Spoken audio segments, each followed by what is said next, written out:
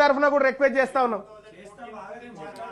మాట్లాడుతున్నాం కదా, అది కూడా చెప్తాం కదా, ఎందుకు తొందర ఎందుకు, అది కూడా చెప్తాం కదా, అది కూడా చెప్తాం.